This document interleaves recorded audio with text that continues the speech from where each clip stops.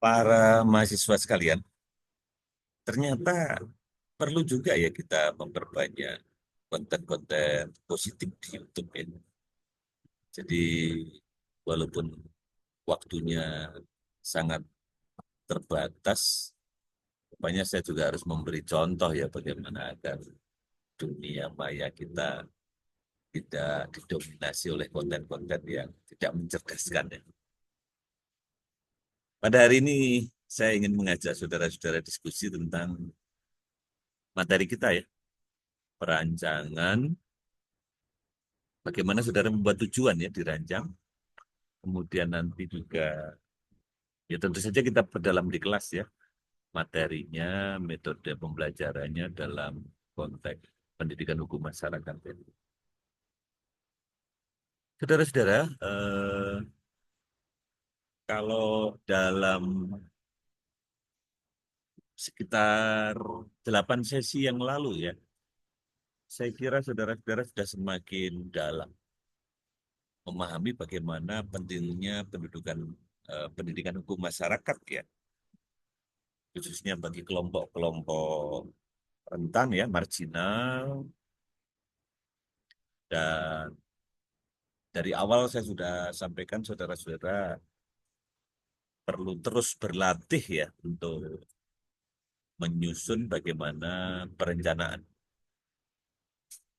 membuat lesson plan ya yang di dalamnya ada saudara memilih materi hukum apa. Di ujian tengah semester kemarin saya ingat ada mahasiswa yang sangat bagus ya membuat potret anak jalanan ya.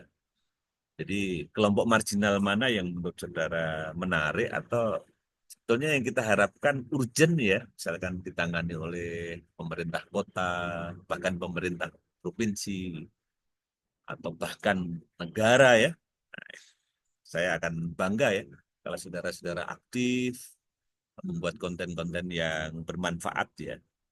Ya bisa kita katakan ini adalah perang di dunia maya ya untuk bagaimana kita menyebarkan kebaikan ya, sesuatu yang memang kita butuhkan tidak hanya untuk kita diskusikan ya, bagaimana kita implementasikan di dalam masyarakat.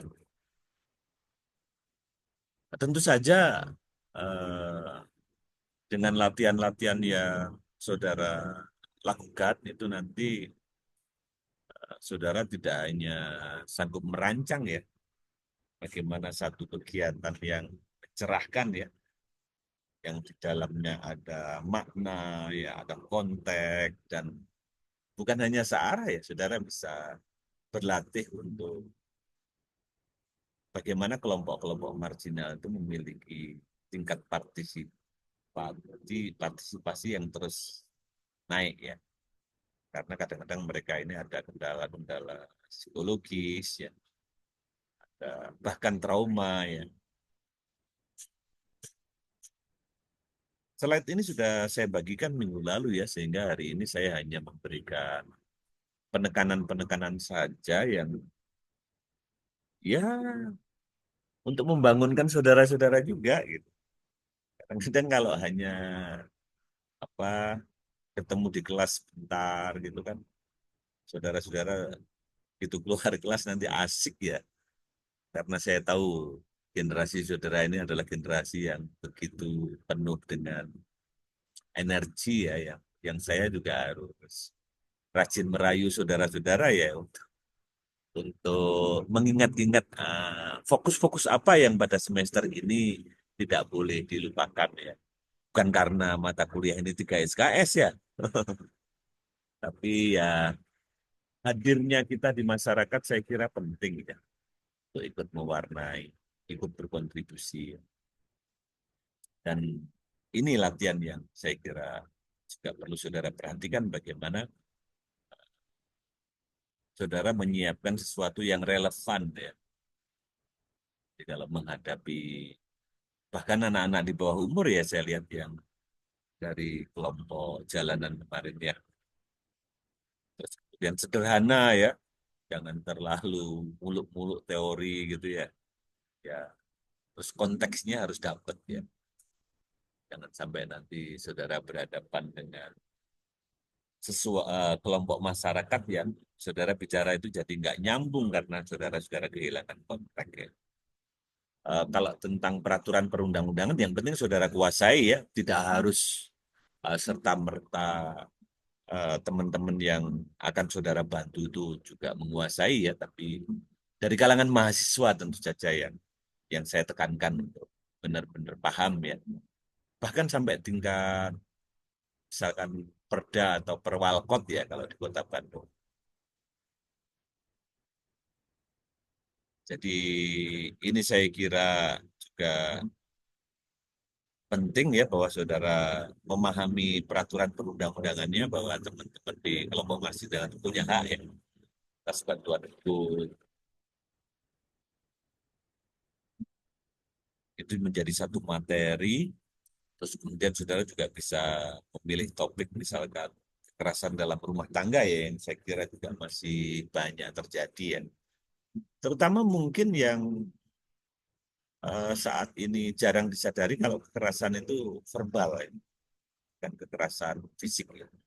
Kekerasan psikologi ya kayak kayak begitu. Itu juga bagus untuk sering kita diskusikan di kelas agar saudara-saudara terampil juga ya.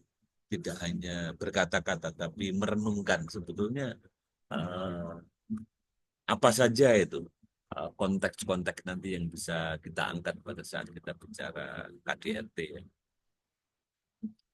Sebagai mahasiswa yang mungkin saja nanti saudara akan memilih menjadi penegak hukum, misalkan advokat ya, bukan hanya hakim, jaksa ya, itu prosedur membuat laporan itu juga perlu saudara pelajari ya.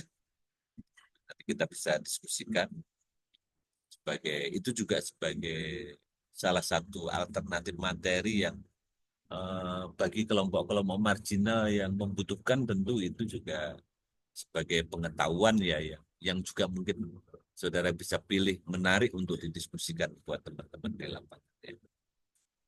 Bisa juga hak atas tanah ya. Misalkan sekarang ini kan ada penipuan-penipuan yang terkait dengan bisnis properti ya. Banyak sekali modusnya. Ada yang dengan modus keyakinan keagamaan ya. Saudara tahulah yang saya maksud ya. Kosakata apa kata kunci apa yang biasanya mereka jual ya. Padahal ternyata itu tanahnya nggak ada sertifikat atau bahkan sedih juga ya kadang-kadang orang-orang yang terpelajar itu bisa tertipu sudah bayar 100 sekian juta, ternyata salesnya kabur dan yang ada di kantor atau perusahaan yang benderanya ada di situ tidak bertanggung jawab ya itu bisa menjadi contoh-contoh materi.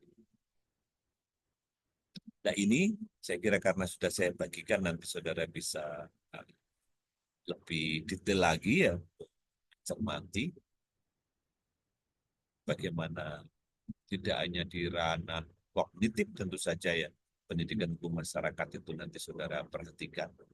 Jadi teman-teman yang di kelompok marginal bukan hanya tahu ya, tapi juga punya keterampilan juga memahami nilai-nilai juga ya bahwa sebetulnya kadang-kadang mereka itu diberi stigma buruk oleh masyarakat padahal sehari-hari mereka orang-orang yang sangat bermoral ya. Nah itu kan nanti kalau saudara sampai ke bagian afektifnya ya. Saya kira ini juga saya tunggu ya nanti tidak hanya hasil saudara mendekati teman-teman di lapangan ya. Banyak hal yang nanti kita bisa perdalam di kelas minggu depan ya. Jangan lupa ya dipersiapkan. Kalau metode pembelajaran ya memang saudara nanti akan ada pilihan ya terkait dengan yang saudara hadapi. Kalau di desa-desa yang ada di pinggiran mungkin ya, apalagi kalau di kelurahan, di kantor desa gitu ya, mayoritasnya misalkan ibu-ibu, saudara ya memang harus memahami benar ya kira-kira bagaimana karakteristik dari audiens ya di situ nanti. Sehingga nanti metodenya relevan ya yang saudara pilih. Kalau hal-hal yang interaktif seperti ini nanti saya kira juga perlu kita latih di kelas ya. Bagaimana sih saudara-saudara kalau menyampaikan materi terkait dengan metode interaktif yang saudara pilih nanti. Nah ini saya kira dengan kelompok-kelompok yang sudah dibentuk, saudara bisa diskusikan. Tidak harus ketemu langsung kan kalau saudara sekarang ini ada di tempat yang kira-kira lebih efektif kalau bertemu secara online ya. Saya kira tidak hanya di kelompok-kelompok yang kecil ya, saudara bisa undang, bisa minta difasilitasi oleh ketua kelas ya untuk menghadirkan diskusi antar kelompok. Saya kira bagusin untuk membahas ya, eh, termasuk sharing ya, bagaimana hasil perkembangan masing-masing kelompok. Dan saya siap hadir ya. Mudah-mudahan saudara bisa menentukan waktu yang cocok nanti untuk saya tidak bentrok dengan jadwal yang lain.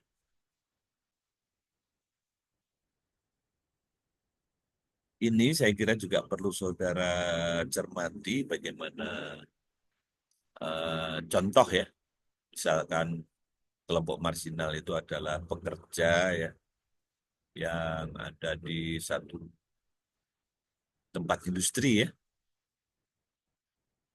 Apa yang rawan di sana? Saya pikir saudara kemarin waktu ujian tengah semester juga sudah ada ya yang memilih topik ini.